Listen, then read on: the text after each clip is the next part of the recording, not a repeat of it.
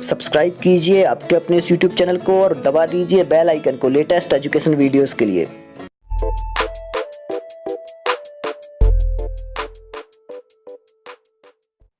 नमस्कार साथियों, स्वागत है आप सभी का आपके अपने इस चैनल सुविज्ञा में। साथियों, हम तैयारी कर रहे थे प्राथमिक शिक्षक पात्रता परीक्षा की और इसमें भी संस्कृत पेडागोजी के बहुत सारे वीडियोस अपलोड हो चुके हैं, तो आप पहले वो देखें। इसके अलावा हिंदी पेडागोजी के बहुत सारे वीडियोस हैं, उनकी भी प्लेलिस्ट में जाकर और आप लोग देख सकते हैं। और पीडीएफ वगैरह के लिए आप सीधे टेलीग्राम ग्रुप सुविज्ञा को ज्वाइन करें, और कुछ भी आपको पूछना है तो इंस्टाग्राम पर मुझे सुविज्ञा नाम से ही मैं हूँ, सुविज्ञा सुनील जैन, तो वहाँ फॉलो कर सकते हैं। और यह सीरीज बहुत बढ़िया सीरीज है जो कि पर्यावरण शिक्षा शास्त्र की है, पर्यावरण पेडागोजी की है। तो इसमें भी जो पिछली परीक्षाओं में पर्यावरण शिक्षण से संबंधित प्रश्न पूछे गए हैं, और वो भी प्राथमिक शिक्षक पात्रता परीक्षाएं जो ही हुई हैं उनमें, तो उन प्रश्नों को यहाँ पर लाने की कोशिश की है। और प्रतिदिन कोशिश यही रहेगी कि 1 या 2 वीडियोस पर डे अपलोड करूँ। चलिए पहले प्रश्न से शुरू करते। थोड़े से क्वेश्चंस बड़े हैं, लेकिन आपको समझना है, उत्तर देना है, और कोई भी आपको समस्या है तो कमेंट में बताना है। पहले प्रश्न पर चलते हैं। दोपहर के भोजन अवकाश के बाद पर्यावरण अध्ययन पढ़ाते समय आप यह पाते हैं कि बच्चे पाठ में रुचि नहीं ले रहे हैं, तो आप क्या करेंगे? देखिए क्या कहा कि जो लंच ब्रेक होता है 1:30 बजे होता है, कहीं 10:30 बजे होता है, कभी भी जिस टाइम पर लगता हो स्कूल, तो दोपहर के भोजन अवकाश के बाद क्या होता है कि बच्चे क्या कर लेते हैं, खाना खा लेते हैं, ये भी अपन समझ सकते हैं। तो उसके बाद में पर्यावरण का पीरियड लगता है, तो आप यदि पढ़ाने जा रहे हैं तो बच्चे रुचि नहीं लगे, क्योंकि खाना खा के आते हैं तो नींद आती है उन्हें, तो आप क्या करेंगे? ऑप्शन पहला दिया है, बच्चों को बाहर मैदान में खेलने के लिए ले जाएंगे, तो ये तो गलत है, क्योंकि प्रतिदिन आप खेलने के लिए ले जाएंगे तो वो पढ़ेंगे क्या? दूसरा, बच्चों से कहेंगे कि वे डेस्क पर सिर रखकर आराम करें, ये तो और भी गलत है। बच्चों से ये नहीं कह सकते हैं, क्योंकि फिर पढ़ाई कहाँ होगी आगे।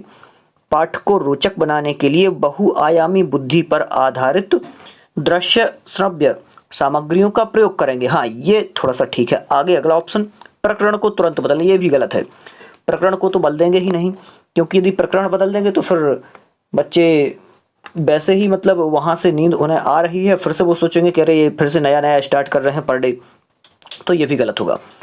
क्या रहेगा? ये रहेगा सही उत्तर। और अलग से ही ऐसे उत्तर दिख जाते हैं, तो थोड़ा सा ध्यान रखें और कंप्लीट पहले पढ़ लें। और एक और है, यहाँ पर नेगेटिव ज़्यादा पूछने लगे हैं आजकल, नहीं है वाले, तो वो भी ध्यान देना है। आगे, दुर्गा एक गांव में रहती है, वहाँ लकड़ी या गोबर के उपले का ईंधन इस्तेमाल करते हुए चूल्हे का खाना पकाती है। पिछले 3 महीनों से उसे तेज खांसी आ रही है, इसका कारण क्या हो सकता है? प्रश्न आपको एक बार में ही समझ में आ गया होगा। ऑप्शन पहला, जलते हुए ईंधन के धुएं से उसे एलर्जी हो गई है, ये हो सकता है। दूसरा ऑप्शन क्या कह रहा है? उसकी झोपड़ी के अंदर और बाहर प्रदूषण है और तथा वृद्धावस्था भी है, ये भी कह सकते हैं कि उसकी झोपड़ी के अंदर बाहर प्रदूषण है और उसकी वृद्धावस्था है, तो इस कारण से भी उसे ये हो रहा हो। या फिर तीसरा, ईंधन के जलने से उत्पादित कार्बन मोनोऑक्साइड जो है वो उसके श्वसन नली में जमा हो गई है, तो ये कारण भी हो सकता है कि उसे खाना पकाने में प्रॉब्लम हो रही है, खांसी आ रही है तेज। या फिर जलते हुए ईंधन से उत्पादित काला धुआं जो उसके श्वसन नली में जमा हो गया है, तो उस कारण से उसके लिए ये सब प्रॉब्लम हो रही है। तो क्या होगा सही? तो जो डी दिया हुआ है यही रहेगा सही उत्तर अपना, डी वाला, कि जलते हुए ईंधन से उत्पादित जो काला धुआं है जो कि उसके श्वसन नली में जमा हो गया है, तो सही उत्तर रहेगा डी, जलते हुए ईंधन से उत्पादित जो काला धुआं है जो कि उसके श्वसन नली में जमा हो गया है, यही रहेगा सही उत्तर। क्योंकि सी लग रहा था, लेकिन कार्बन मोनोऑक्साइड बहुत ज़्यादा खतरनाक गैस है और ये यदि अंदर गई और ज़्यादा टाइम तक रही तो व्यक्ति की मृत्यु तक हो सकती है। तो ये रहेगा अपना सही उत्तर, और आपको सोच समझ के उत्तर देना है। पर्यावरण शिक्षण में इसी प्रकार से प्रश्न पूछे जाएंगे। आगे, पर्यावरण अध्ययन की कक्षा में सरल प्रयोग और निदर्शन किए जा सकते हैं। क्या कह रहे हैं? पर्यावरण अध्ययन की कक्षा में सरल प्रयोग और निदर्शन किए जा सकते हैं, तो कैसे किए जा सकते हैं, किस लिए किए जा सकते हैं? बच्चों द्वारा पूछे गए प्रश्नों पर आधारित विचारों पर चर्चा करने, अवलोकनों को दर्ज करने तथा उनका विश्लेषण करने के लिए। ऑप्शन पहला, दूसरा दिया है कक्षा में अनुशासन को सुनिश्चित करने, तो अनुशासन को सुनिश्चित करने हेतु बच्चों को नियंत्रित करने के लिए सरल प्रयोग कर सकते हैं, या फिर बच्चों को स्वयं सीखने के योग्य बनाने और अवलोकन कौशलों को पैना करने के लिए, तीसरा ऑप्शन, या फिर उच्च कक्षाओं में क्या किया जाता है उसका अनुकरण करने के लिए। तो ये तो बिल्कुल से गलत हो जाएगा। सही उत्तर क्या रहेगा? सी वाला, बच्चों को स्वयं सीखने के योग्य बनाने और अवलोकन कौशलों को पैना करने के लिए जो सरल प्रयोग और निदर्शन किए जाते हैं। आगे, दत्त कार्य के संबंध में निम्नलिखित में से कौन सा कथन सही है? ऑप्शन पहला दिया हुआ है दत्त कार्य के संबंध में निम्नलिखित, हाँ यहाँ पर चौथा ऑप्शन एक कम है, थोड़ा सा आगे अपन देख लेते हैं, लास्ट में एक क्वेश्चन होगा। आगे, निम्नलिखित में से कौन सा प्राथमिक विद्यालय में पर्यावरण अध्ययन पढ़ाने का उद्देश्य निरूपित है? मतलब कि प्राथमिक विद्यालय में पर्यावरण अध्ययन पढ़ाने के लिए क्या उद्देश्य यहाँ पर जो है वो सही दिया हुआ है, ये बताना है आपको। ऑप्शन पहला, अपने ज्ञान का विस्तार करने के लिए बच्चों को सूचना देना कि उन्हें कोई सी पुस्तक पढ़नी चाहिए। ऑप्शन पहला कह रहा है ये। दूसरा ऑप्शन क्या कह रहा है? विद्यालय में बच्चों के अनुभवों को बाहरी दुनिया से जोड़ना, ये दूसरा ऑप्शन है। आगे तीसरा दिया हुआ है बच्चों को तकनीकी शब्दावली और परिभाषाओं से परिचित कराना। तो प्राथमिक स्तर पर तकनीकी शब्दावली या फिर ये परिभाषाएं परिचित अपन नहीं कराएंगे ज़्यादा। आगे, पर्यावरण अध्ययन से संबंधित तकनीकी शब्दों का आकलन, तो ये भी नहीं होगा।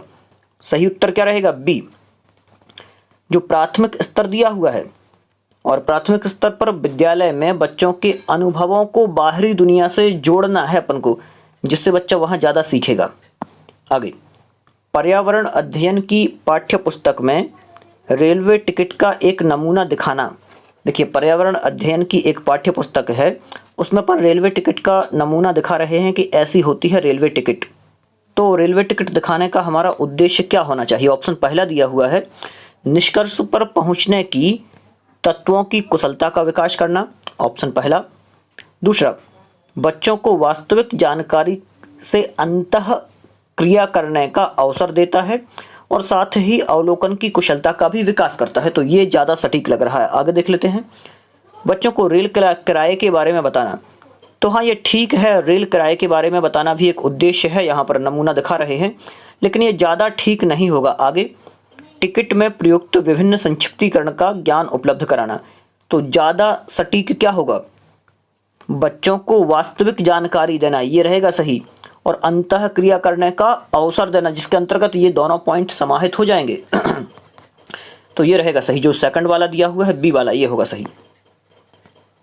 आगे, निम्नलिखित कथनों में से कौन सा प्राथमिक स्तर पर पर्यावरण अध्ययन का उद्देश्य नहीं है? देखिए, क्या पूछा है, वहाँ पर पूछा था उद्देश्य है, लेकिन यहाँ पर उद्देश्य नहीं है पूछा है।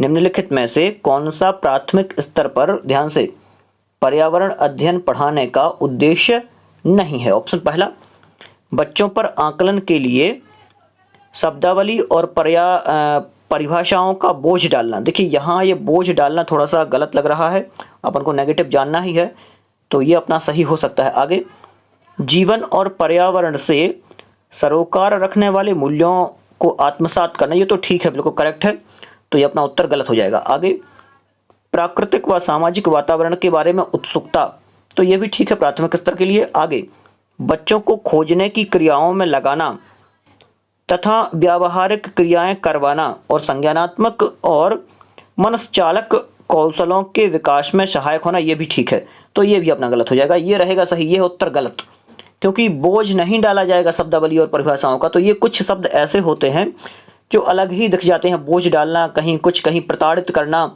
ऐसे जहाँ दिख जाए वो नेगेटिव में ही आते हैं। आगे, पर्यावरण अध्ययन की कक्षा में बच्चों के व्यक्तिगत अनुभवों को महत्व देना शिक्षक को लाभ पहुंचाता है। क्या कह रहे हैं? पर्यावरण अध्ययन की कक्षा में बच्चों को व्यक्तिगत अनुभवों को महत्व देना, बच्चों की व्यक्तिगत अनुभवों को महत्व देना शिक्षक को लाभ पहुंचाता है। क्या लाभ पहुंचाता है? पहला, विषय को बच्चों के अनुभव संसार से जोड़ने और विमर्श व सीखने को बढ़ावा देने में सहायक होता है। ऑप्शन पहला, दूसरा दिया है उसकी ऊर्जा बचाने में, क्योंकि बच्चे बातचीत करना पसंद करते हैं। हाँ, ये भी ठीक हो सकता है। आगे, बच्चों के विशिष्ट अनुभवों को जानने, तो बच्चों के मतलब विशिष्ट अनुभवों को जानने में, या फिर बच्चों की परिभाषा और संप्रेषण कुशलताओं को सुधारने व परिमार्जित करने के लिए। तो क्या रहेगा सही? पर्यावरण अध्ययन की कक्षा में बच्चों को व्यक्तिगत अनुभवों को देना शिक्षक को लाभ पहुंचाता है। क्या लाभ पहुंचाता है? तो पहला जो दिया हुआ है यही रहेगा सही। क्या होगा? विषय को बच्चों के अनुभव संसार से जोड़ने से विमर्श व सीखना जो है उसको बढ़ावा देने में, ये रहेगा सही, पहला वाला। आगे चलते हैं। बहुत ही बढ़िया प्रश्न है। मानचित्र पढ़ने के लिए आवश्यक कौशल में शामिल है। तो मानचित्र पढ़ने के लिए आवश्यक कौशल में क्या शामिल है? ऑप्शन पहला, अभिव्यक्त्यात्मक योग्यताओं को बाहर निकालने के लिए विलक्षण संप्रेषण कौशल, या फिर स्थान दूरी दिशाओं की सापेक्ष स्थिति को समझने की योग्यता, या फिर ड्राइंग और पेंटिंग में विलक्षण कुशलता, या फिर ग्लोब पर स्थिति दर्शाने के लिए स्केच और गणनाओं का उपयोग करने की योग्यता। तो क्या होगा सही? मानचित्र पढ़ने के लिए आवश्यक कौशलों में शामिल है। क्या है मानचित्र पढ़ने के लिए आवश्यक कौशलों में शामिल? तो क्या रहेगा सही? जो बी दिया हुआ है, इन चीज़ों की वहाँ आवश्यकता होती है। स्थान, दूरी, दिशा की सापेक्ष स्थिति को समझने की योग्यता, ये योग्यता होना चाहिए, ये आवश्यक कौशल है मानचित्र पढ़ने के लिए। यदि आपको मानचित्र पढ़ना है तो आपको ये सब देखना आना चाहिए। आगे, बच्चों को विभिन्न प्रकार के ईंधनों से परिचित कराने के लिए शिक्षक क्या करेगा?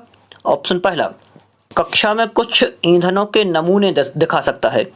जैसे कुछ जल रहा है, ईंधन है कोई भी प्रकार के जलने वाले, जैसे कोयला है और भी बहुत सारी चीज़ हैं, तो वो दिखा सकता है। आगे क्या कहा?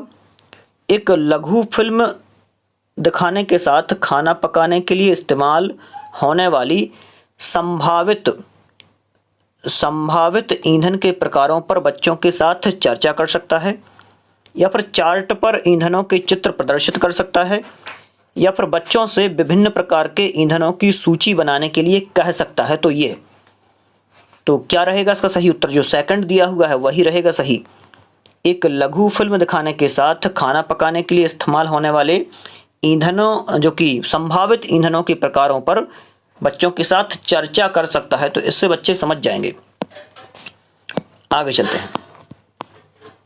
थोड़े से बड़े बड़े प्रश्न हैं लेकिन ये पूछे जा रहे हैं अधिकतर। आगे, मीरा और दिव्या छोटी लड़कियां हैं। मीरा समोसे, कटलेट और डबल रोटियां खाना पसंद करती है, जबकि दिव्या ऐसा भोजन पसंद नहीं करती जिसमें लौह तत्व की कमी है।